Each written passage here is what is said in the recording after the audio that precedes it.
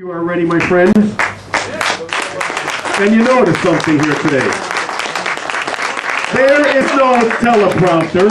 Dan, can you read the teleprompter from here? It says, Ruth Miller and Dan Amato are my two favorite people. That's right. And it says, look right, and we have Miguel and Carmen, and I love you all. And everybody else here, because you are amazing. Okay? There are no teleprompters, so Dan, right from the heart, let him have it. Thank you. All right, so how many people do we have here today? Did anybody do a head count? 30. 30. Outstanding. That's great. Let's see this. 30 people in this country. I believe in Los Angeles there's a group of about 80 people on one side of the street and about 30,000 on the other side of the street. They were the ones that were sympathetic to the illegals, and the 80 were patriots like us. And of course, they have to walk the streets in fear. To hold an American flag in America is absolutely absurd, isn't it? You know? Let's do what we do best in this country. Raise another country's flag over the United States of America's flag, because that isn't an act of war, is it? No. No. It's amazing to me. I just got done talking about this, so I gotta bring this up. How, because I have an axe to grind with media. Media doesn't like me. They don't like Andy.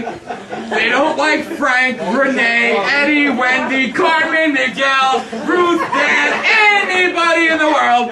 They don't like us.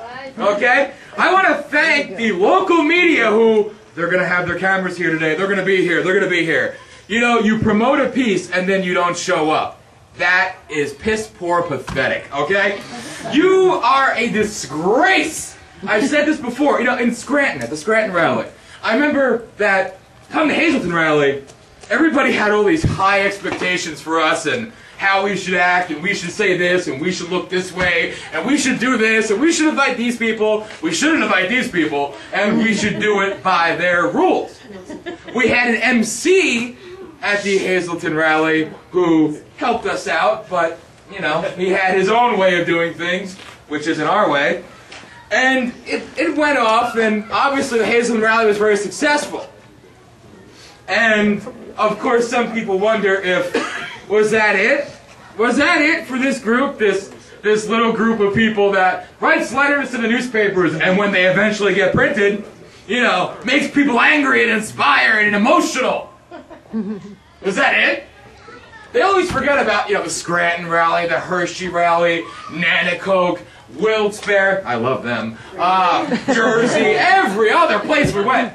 By the way, the Morristown, New Jersey rally that Carmen, I know we all spoke at, Miguel, I don't know how that happened. Like, somehow, everything that went wrong, I have you say it, that the group from Hazleton was asked not to come, and we got blamed. How did that happen? I don't understand that.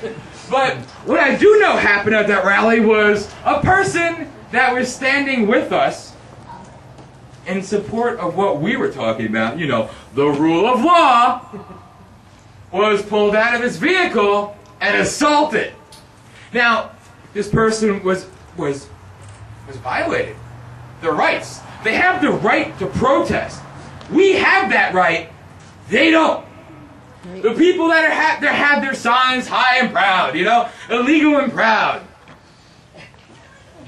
I gotta ask, you know, what's wrong?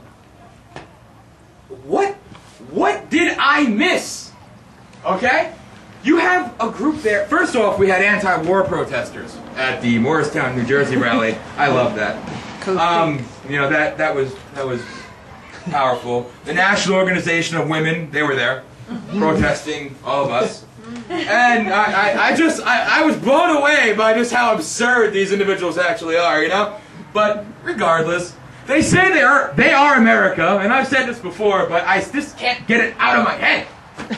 You sit there and you curse at us and call us this and call us that during the national anthem. If you are America, then how dare you disgrace the national anthem? Uh-oh.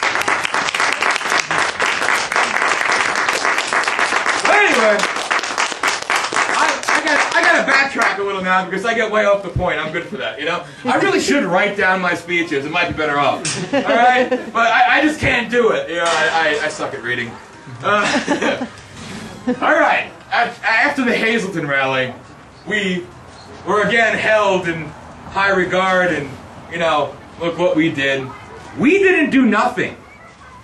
We did absolutely nothing at the Hazleton rally.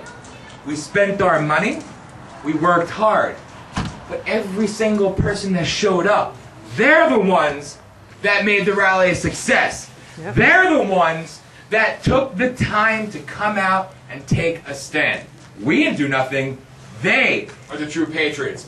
All those people, everybody here today, everybody we've seen every single place we've gone, they're my heroes because they're not afraid to stand up. We're nothing more than a catalyst. You know? We do a good job sometimes, except in places like Wilkes-Barre where you gotta pay. You know, we try to provide a stage for everybody else to stand on. Alright? So, in Scranton, everybody wanted me to do this and wanted Andy to say this and Frank looked this way and everybody else, you know. We didn't do that. I believe my exact remark was about the biased media, and I told them that they could. I must be standing the wrong way. I'm gonna stand right here. All right. Yeah. I'm overweight and I'm talking loud. It's not a good combo. Okay. All right.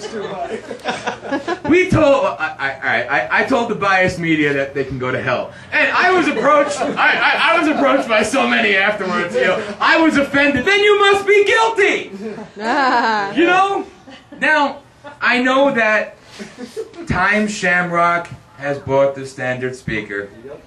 And I gotta say this, all right?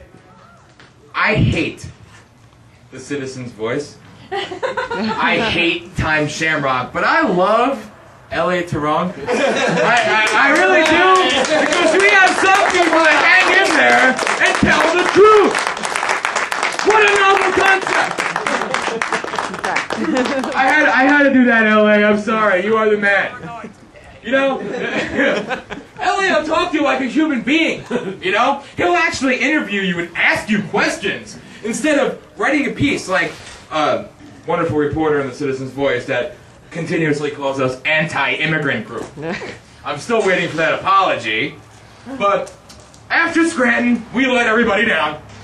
We weren't the poster children for this new political wave that's going to do this and have the little strings and all other trash, you know. And in Scranton, I lost my temper a little bit, and I spoke kind of loud. I almost had a heart attack. And you know, I like to picture the newspaper, you know, the scary fat man. You know what I mean? But what can I say? All right, we've learned and we've grown, but I'm emotional. When I talk about things that aren't popular, okay? When I talk about things like my 3 family members dying on September 11th, that's not popular. I guess I'm not allowed to get emotional about that. I'm not allowed to speak from the heart.